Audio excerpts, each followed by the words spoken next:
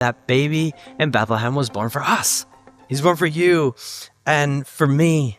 Interestingly enough, the flocks outside of Bethlehem were the ones that were used for temple sacrifices. And so these guys are looking after the sheep that were used in the temple, but they had no part in that because they were unclean. They could not set foot in the temple. And so I guarantee you, on that first Christmas night, as they sat on a dark hillside, they were thinking, nobody sees me and nobody knows me. Nobody's coming and nobody cares.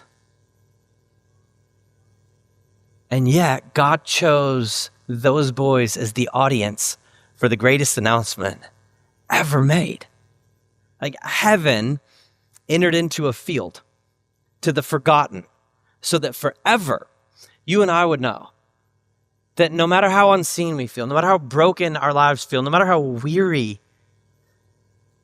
and weighed down our souls feel in any given moment, that baby in Bethlehem was born for us. He's born for you and for me. And who was that baby? Well, what did the angels say? They declared, glory to God in the highest heaven, and on earth, peace, goodwill to men. So an angel chorus showed up and proclaimed peace on earth, which sounds really beautiful, but also a little bit optimistic, if we're being honest. Like if you've been paying any attention, you know, peace did not just take over the whole earth from that point forward, right? I think if I was one of the shepherds, I'd have had a few questions about that. And I'm like, peace on earth, huh? Can we circle back to that? What do you mean peace? Is the Roman Empire going to stop being the Roman Empire? No more imperial violence or oppression? Is injustice going to vanish overnight? Is Carl, my fellow shepherd who borrowed money from me, is he going to pay me that one? That's Carl. Is he going to pay me back?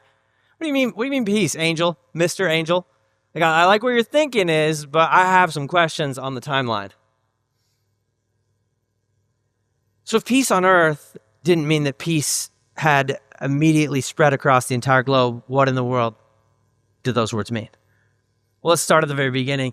Peace on earth was a reference to a prophecy that Isaiah had written down about the promised Messiah, the one God said he was going to send to save the world 700 years before this night. And so when the angels showed up and said peace on earth, what they were declaring is that baby Isaiah wrote about a long time ago, that baby is here. And here's what Isaiah wrote about it. He said, for to us a child is born, to us a son is given, the government will be upon his shoulders, and he will be called Wonderful Counselor, Mighty God, Everlasting Father, Prince of Peace.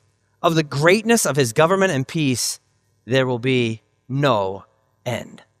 So he's the Prince of Peace. And the word we translate peace here is this Hebrew word shalom. And let me say this. Our English Bibles do a phenomenal job of translating. They're incredibly accurate and reliable, but there are occasional spots where it's hard to translate because we don't have an English cognate for a Hebrew or a Greek word. We just don't have a one-to-one. We don't have a word that means what their word means, and shalom is one of those. It means peace, but if we kind of shrink it down to what we think of when we hear the word peace in English, it's like watching TV in black and white. There's a lot of color missing because shalom is this holistic concept of the world being exactly the way it was created to be.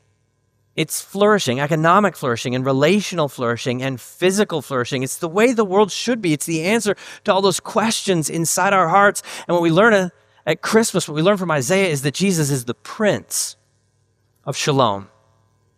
Ultimately, Shalom is a space where nothing is missing and nothing is broken. So Jesus is the Prince of nothing missing, nothing broken. And Prince is a governmental function in a kingdom. That's what the Bible tells us. Jesus is in charge of this kingdom of Shalom. The Bible also tells us, though, that we have an enemy of our souls who's hell-bent on our destruction, and he's the Prince of Darkness. And what we got to understand at Christmas is that the kingdom of darkness and the kingdom of Shalom cannot coexist. They're mutually exclusive. And so when this angel chorus showed up to the shepherds and declared peace on earth, that wasn't just a warm, fuzzy greeting. That was a declaration of war between two kingdoms that cannot survive while the other one exists. And make no mistake, when that baby's first cry pierced the night air, it wasn't just a sweet little cry. It was a battle cry that shook the very foundations of hell. You read all about it in Revelation 12. That's not our favorite version of the Christmas story in the Bible. We tend to appreciate the beginning of Matthew and the beginning of Luke more than the Revelation one because we kind of like Christmas to be cute and sweet and pretty, and we like singing songs like Silent Night, Holy Night, All is calm, all is bright. I love that song. The story of how it came about is really cool. But I have watched birth multiple times. I've had 4 newborns, 2 at once, which was so much babies at once. And I'll tell you this much, it was not a silent night. There was a baby boy learning to use his lungs. That's not quiet. Babies don't be silent at night. That's not how babying works. Babies are like, it's 2:30, were you exhausted? You were. Then what I would like to do is yell at you for a while, right? And not only that, a teenage girl gave birth to her first child in a barn without an epidural. That's not silent. I promise you that's not silent. But here's what's paradoxically beautiful about Mary groaning in the pains of childbirth that first Christmas night.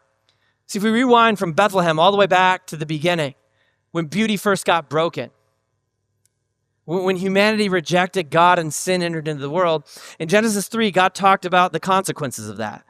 He looked at Adam and Eve and said, look, shalom has been shattered. And as a result of that, some things are just going to be different in the world. And one of those is pain in childbirth. And so Mary, laid in a barn in Bethlehem, screaming out from that very pain while giving birth to the baby who came to take it away. The one who came to set all things right and make all things new, because he's the Prince of Shalom. And so silent night, holy night. No, violent night, holy night. Violent night, holy night. Christmas is eternity crashing into history, light exploding in the darkness, and heaven waging war on hell. And when God stepped into human skin, he dealt a body blow to the enemy.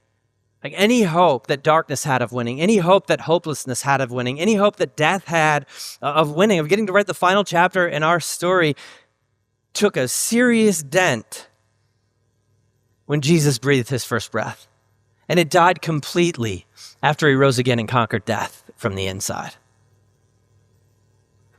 That's what it means that he's the Prince of Shalom. And so what we got to understand is peace on earth, ironically, was a battle cry. It was God shouting out to humanity, I know things are shattered. I know you have questions deep in your souls, but I will not leave you in that space. I realize that peace on earth is not a description of the way things are now, but it is a declaration of the way things will be when I'm finished. Because that's Christmas. That's God's answer to the hurt that lives in here. That's God's answer to all the wondering about why the world is as broken as it is. Christmas is God's megaphone shouting out to you and me, I know you're hurting, I know you're broken, I know you have questions, but I'm coming in. I'm coming to be with you because I want you with me. I made you uniquely in my image, and I so desperately want to connect with you that I'm willing to do anything and pay any price. And look, I don't know what hurts you're carrying tonight. I don't know what pain you're suffering that you walked in here with. I don't know what failure you got going on. I don't know what mistakes have left scars on your soul and tried to convince you that they're your identity and they're the final chapter in your story. But here's what I know. I know that Jesus broke through. I know that Jesus stepped into the human story, which means you do not have to be defined for one more second by what you have done or what's been done to you. You can be defined by what he did for you. And that means hope is real. Hope is real. Peace is real.